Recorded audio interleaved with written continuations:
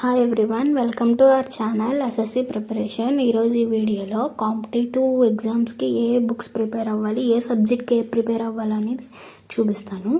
First ఇంగ్లీష్లో vocabulary పార్ట్కి black book అయితే చాలా బాగుంటుంది. ఇందులో ఆల్ ప్రీవియస్ ఇయర్స్ ఎస్ఎస్సిలో వచ్చినవి one word substitutions, idioms and phrases కానీ సినోనిమ్స్ కానీ మొత్తం A to Z ఈ బుక్లో ఉంటుంది.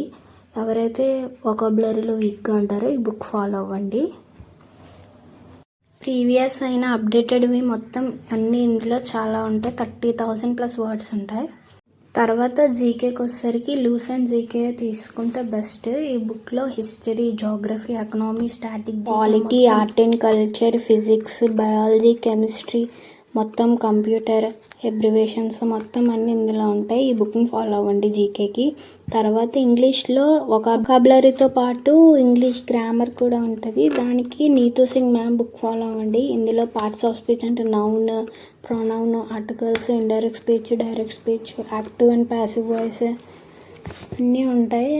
దాంతోపాటు సినోనిమ్స్, యాంటోనిమ్స్ కూడా ఉంటాయి. ఈ బుక్ ఫాలో అవ్వండి.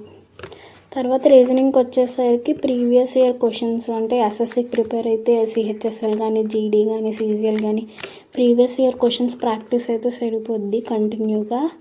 ఒకవేళ మేము ప్రీవియస్ ఇయర్స్ కాదు, మాకు సబ్జెక్ట్ వైజ్గా కావాలంటే దానికి వేరే బుక్ ఉంటుంది, ఆ బుక్ ఫాలో అవ్వాలి.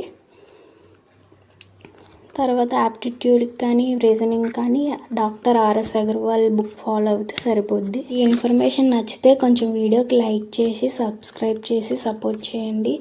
యూస్ఫుల్ అనిపిస్తే షేర్ చేయండి. Thanks for watching my videos.